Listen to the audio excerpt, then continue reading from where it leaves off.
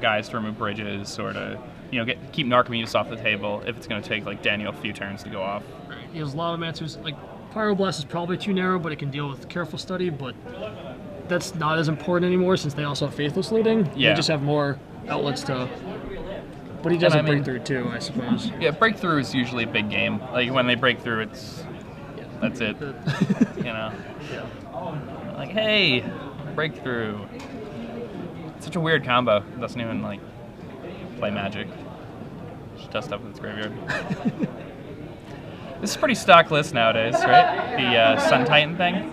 We saw this a little bit before Adam Prozac won playing Dredge in Cincinnati. But then when he won playing Dredge, he did not have the Sun Titan package. Sure. So people kind of just switched back to his list. But Daniel, sticking with the Sun Titan plan, here he is. Sure. Playing for the finals. I feel like most of the Dread Return packages are pretty interchangeable, and that if you get to that point in the game, it really doesn't matter too much what you're doing. But everyone feels, my way is the best, and that's what they're going with, I guess. Daniel's hand looks pretty bad. Mike Abraham, he's actually playing Rug Delver, not Bug Delver, so it's just a typo. B and the R, very close.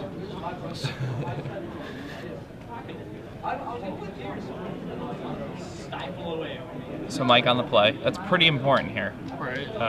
If Dredge gets to be on the play in 2 games, stealing the first game from Dredge is really important. It's impossible to do on the draw. So yeah, of course. I agree. Hard to do on the play. Possible on the draw.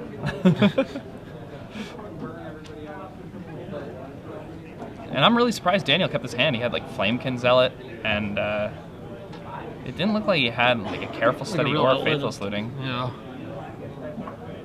So Mike leads with Ponder here.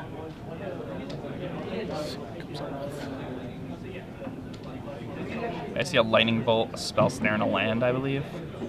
I can't imagine that's exactly what he's looking for, but... Yeah, I think he just wants to be as aggressive as possible. Needs to find the Bolt could be fine if he already has a Tarmogoyf, because then that's sorcery instant, so you'd have like fetch land that Tarmogoyf. Yeah. And actually put Daniel on kind of a reasonable clock, but...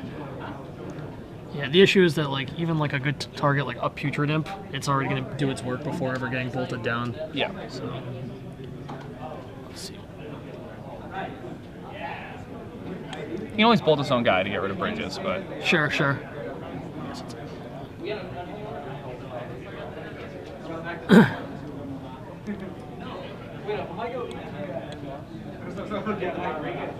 Alright, Daniel does have an LED here.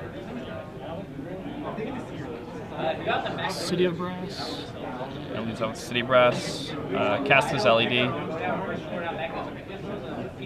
That's an old card for those of you at home that don't know what it does. It's 0 mana. It's an artifact. You can sacrifice to add 3 mana to your mana pool of any color, just like Black Lotus, but then you have to discard your hand. So, yeah, Mike Abraham going to go ahead and daze that Careful Study. So Daniel did have a Careful Study in his hand. Yeah, but that'll keep any Tarmogoyfing at bay for a while.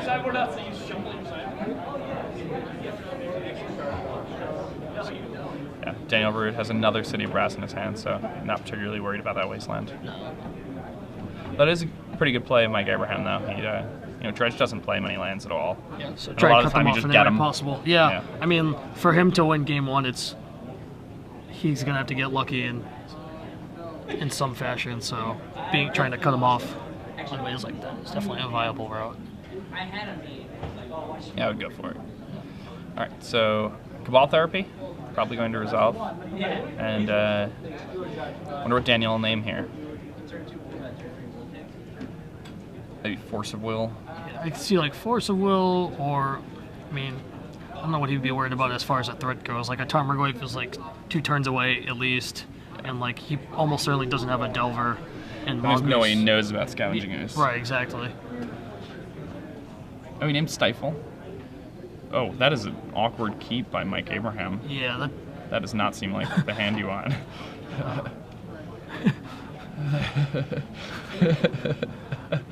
All right, so Mike Abraham going to attempt to stick with this plan. Yeah. A man, a plan, a canal.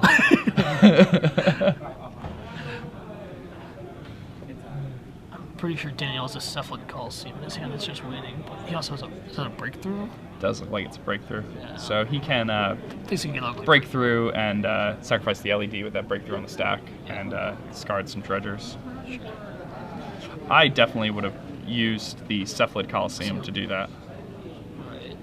But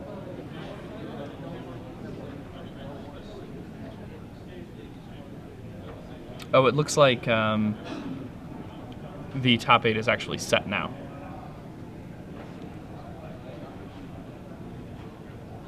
So, oh, all right. So Daniel able to dredge into 3 Narcomoebas. Does he have to put this into play right away? Is that a May?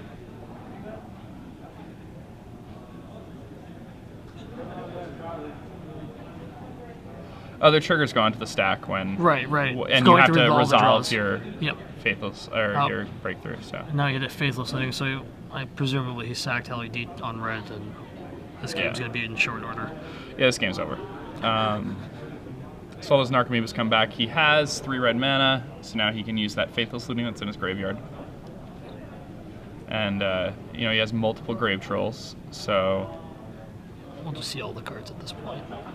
Yeah. He can flash back the looting, dredge double troll, and then all he has to do is hunt for a Dread Return. And he already has Flamekin Zealot in his yard, I believe.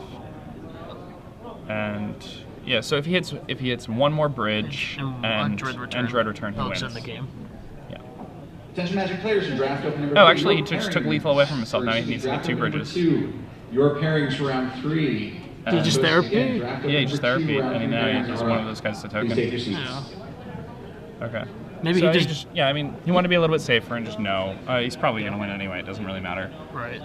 To be honest, that might actually just be like the solid, safer play. Safe play, yeah. You know, yeah, you don't win this turn as often, but you win the game more often. Yeah. That's what matters at the end of the day. So, is he not going to use that 3 mana? Did he forget about it?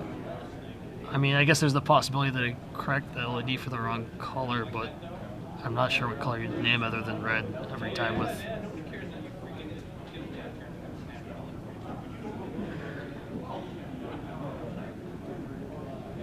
Like Abraham taking a read of Bridge from Below.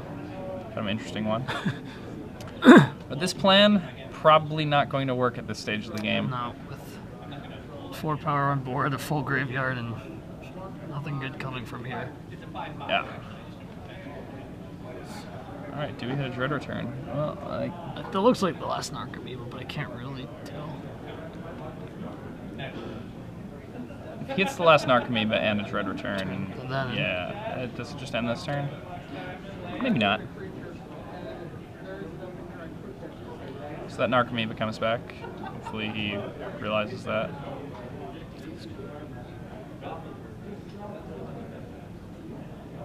No, he did not. Narcomoeba is a May, I believe. So, yeah. Daniel Rude, that is an important Narcomoeba, too. He's gonna fetch here. Maybe we'll cast the Forked Bowl on the token here? I don't know.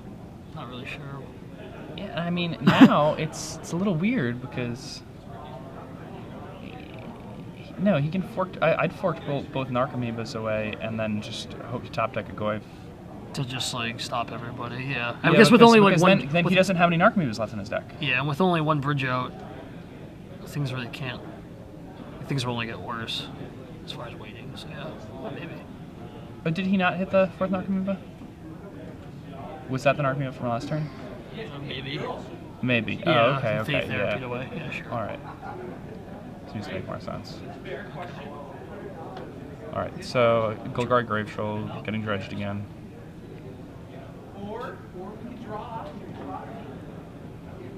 And another bridge. Still no Dread Return for Daniel Rude. So just have to be content with attacking for 2 this turn. I don't see another therapy either for him to build an army, but Daniel Rude attacking for 2 now.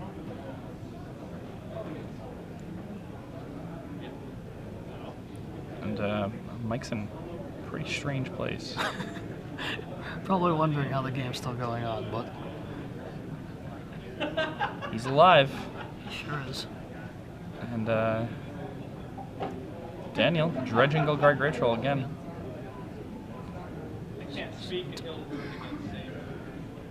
There's a dread return. Yeah, and that's it. That's it. But we need a guy. Oh, we do need a guy to dread return. Well, he has multiple bridges now, so we can chain the. Does he have a therapy into yeah, dread return? He must, right? Oh no, I guess he does not.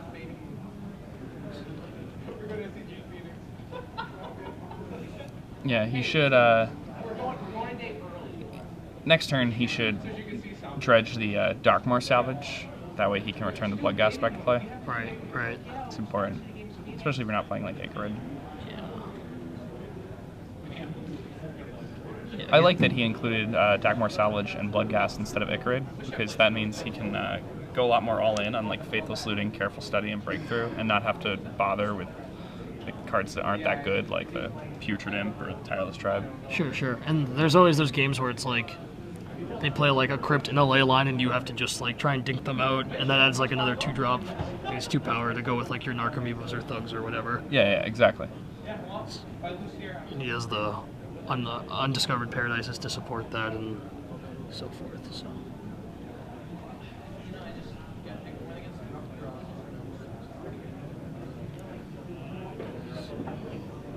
Mike's gonna play Scavengers.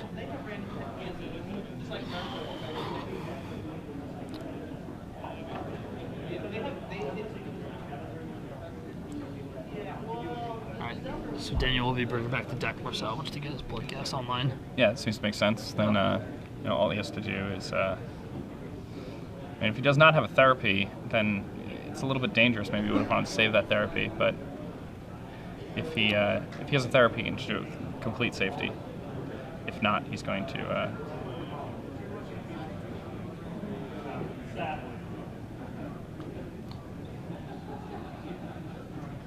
I think Mike's trying to figure out. Mike is trying to decide whether or not he wants to. Yeah, what he wants to stifle do. Yeah, or well, he has the ooze on the table, so if you can somehow manipulate things. But now it looks like he's gonna pick it off. So he's going to try to ooze the Flamekin Zealot. Well, I think he can just take out the Dread Return because he has a Titan and the Flamekin Zealot, and there's just the one Dread Return, right? Oh, okay. Or I guess he could take out the one Bloodghast too, and those are all effectively the same at this point in time. Except the Bloodghast will pump his. Yeah, so Mike did get the ooze, which is by far the most important card he could draw here. Yeah. I'd be tempted to His say Wasteland plan, though, set him back a number of turns. Yeah.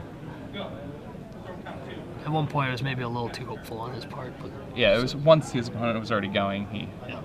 used it. And All right, so Daniel brings back 2 Bloodghast with his Darkmoor salvage. And I imagine Mike has to hit the Dread Return with those triggers on the stack, right? I believe yeah, he he did. Okay. Daniel Rude chose not to attack with the 2 Bloodghasts. They actually had haste because Mike Abraham was at 10 life. But that's text that is often forgotten of them.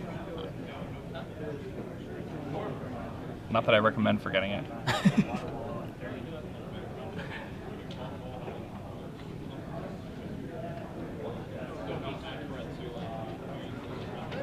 Alright, Mike Abraham. Yeah, I mean, he has the ooze on the table, and that's probably the best thing you could hope for, but I don't see how he's actually going to win, even if you can stun him from just actually like comboing off with the Dread Returns at this point. You can just probably beat him down Does with he have Force also? He kind of drew perfect since the last time we saw his hand. Yeah. I don't think it matters, but Right, because even at this it makes point, the game more painful for him. Yeah. Because he's got to spend so much mental energy right now. Yeah, trying to find that 1%er where everything works out, but Yeah, so I mean, at this point, he can gain life with the Scavenging Oozes. and that keeps up with the Scavenging Ooze. Narcomoebas. Yeah. Just that there's will enough keep up with creatures. an Archimedes. Maybe it's like route to winning is probably just decking him, I guess.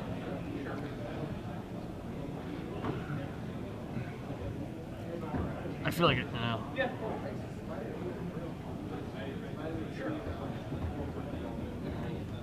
So Mike probably has to remove that Narcomoeba with the trigger on the stack, and then get rid of the Dread Return as well. Maybe he's gonna remove the Dread Return.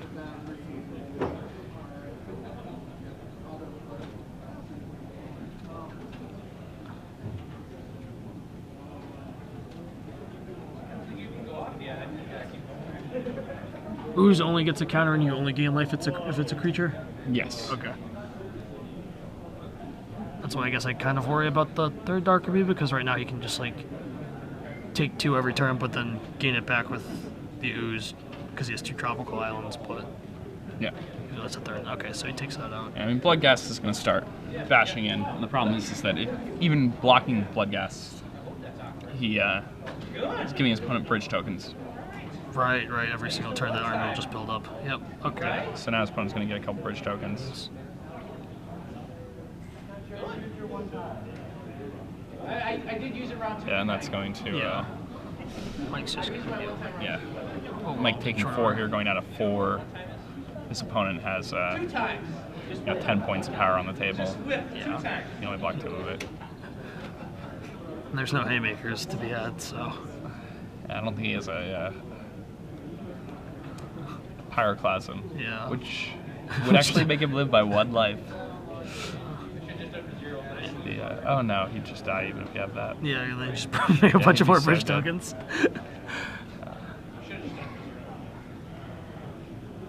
Yeah, this one get 9.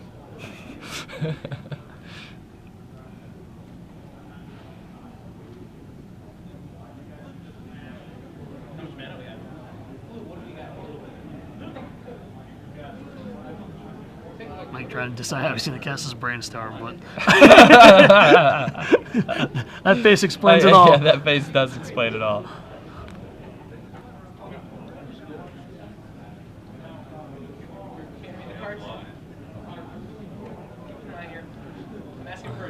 This is so brutal for him right now. I feel like Mike knows that he should have. This game's long over, but Yeah. just sitting it out. Alright, Mike packs it up. You know, he would have been able to remove an additional card every turn had he switched off the Wasteland plan one turn sooner, right? Yeah, and I'm pretty sure Daniel had his engine going. Yeah, Quite well at this point. Wasn't really making a difference. Yeah. But Tunnel visioned a little bit, yeah, just for 1 turn. Once you commit, You know. he really liked where he was going. He felt good Yeah. about it. I mean, the deck plays like 12 lands. You think like after 3 Wastelands they wouldn't have any more. The problem is after the 3rd I mean, he had already used 2 Wastelands and then it just didn't matter. His opponent had him anyway. Yeah. I guess Daniel just foiled his plans, just saw it coming and Yeah. get the old 3-lander and dredge. All right, so looking at these sideboards. Look at this one. This is Whoa! This is real spicy. This is spicy a meatball. Daniel Rude, after sideboarding, becomes a Painter Servant Grindstone deck. Yep. I'm not lying. Maybe that explains, I guess, the slightly above average land count. He's playing 16, so. Oh, he is playing 16. So. You know, that's actually pretty sweet. Yeah, and that works. I mean, like, the LED works functionally with the Grindstone as far as just going off. And his careful studies and lootings to find his way there. And he has Enlightened Tutor on the board to like find the Painter Servant or the Grindstone. And, you know, presumably he's expecting his opponents to sideboard and all this graveyard hate. And then he's just like, hey. He just rolls him What's over. up? It seems a little awkward in this matchup where Mike's is likely to combat him with counter spells as well as graveyard hate. So I don't know exactly which matchups Daniel would board them in against. I mean, does it make your combo just not work? Or like you can still do what he did there, and like you can't really combo people, but you can just like make a bunch of zombies and be attacking them with like narcos and sure. you know, So blood just, like, gas. trim down a few pieces. Yeah. Because the cards you want to be like discarding to like your Faithless Looting or Careful Study are like the non-lands anyway. Right. Just like the uncastables. Well, that makes plenty of sense. And like he's happy to draw into like his combo pieces then, yeah. Yeah. Daniel Rude's deck's really sweet. Yeah, I'm really excited about this. The only card that the Enlightened Tutors seem a little suspect with he has 10 lands that can cast them, but You're right, he does only have 10 lands. with the Colosseums and the Salvages, but Colosseum's probably too good to ignore, and Salvage works with his Bloodghast plan. So I guess it's just what you got to work with. It's pretty. And the thing is, like, you get a lot of cards that you're just like discarding randomly to Careful Study and Faithless Looting too, right? Right. Okay. So apparently he boards into it every single time. Like against Josh Raiden, he lost because like Josh didn't have any graveyard hate, but he like killed every painter every time. We'll see how this plays out, but So I'm sure that Daniel likes to board in his combo 100% of the time. I mean, if you have it, you might as well show it off, right? I guess it's pretty sweet. Yeah, I mean, he's on camera here in the last round. Yeah. Nice. He's playing for the audience. He's up a game, so. Yeah. Do you think Mike knows? I don't think Mike knows. I mean, I've never seen this. I've never seen this either. I'm trying to think. I I don't think think Mike's like heard about it though. Has there been like any sort of buzz about Whispers this? are- Even in the tournament, you would know. I don't You didn't hear anything? know. And Yeah, I mean, you have ears everywhere. You know.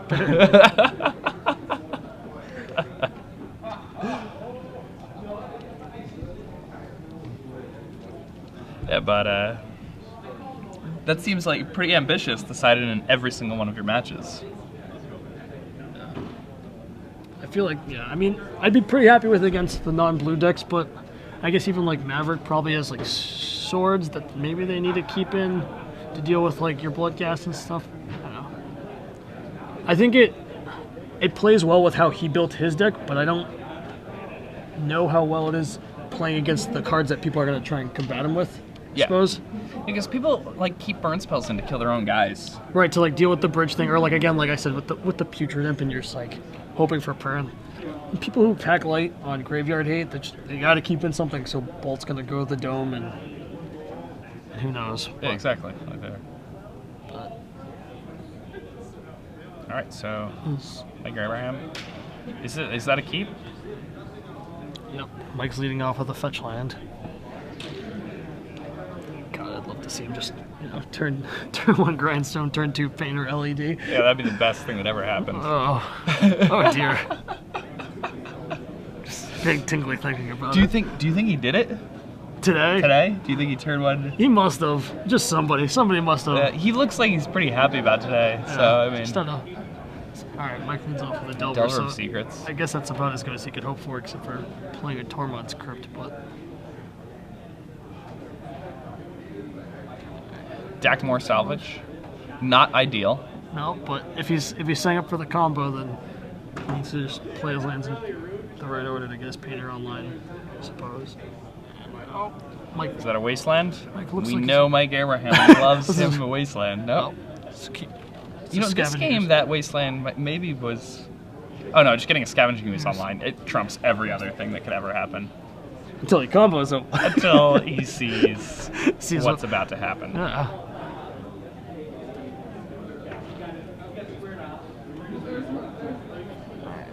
Daniel digging away with a Faithless Looting to set up one of his 2 game plans. Oh, he's so sneaky right now. He's like, oh my god, he doesn't know. This is gonna be awesome. It's definitely gonna happen. It has like to you happen. know, and he has Cabal Therapy and stuff in his head. Like Yeah. Just this setting is up happening right now. Yeah. He's so sneaky. Look at him. But like you said, Mike with his Wastelands, could just get all aggressive again. Discard. Discarding Undiscovered Paradise, and what was the other card he discarded?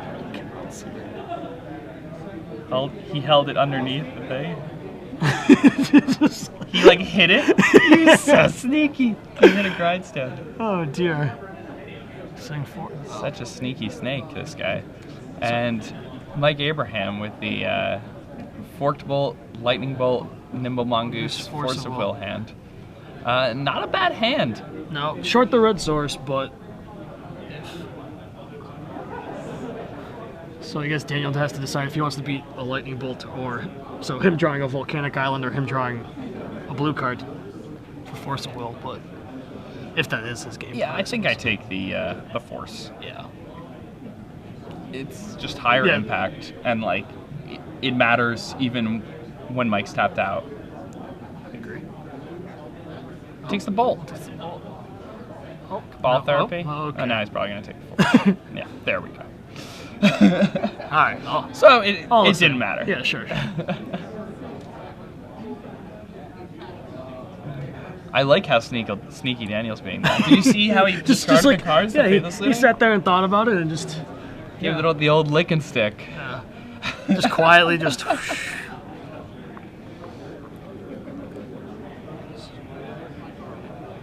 Like, yeah. Gets him with the wasteland and probably just deploys the goose here.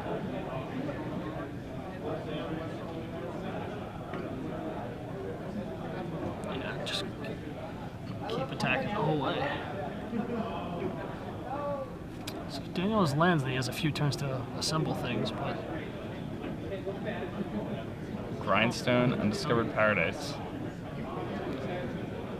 he's holding on to a careful study and something else.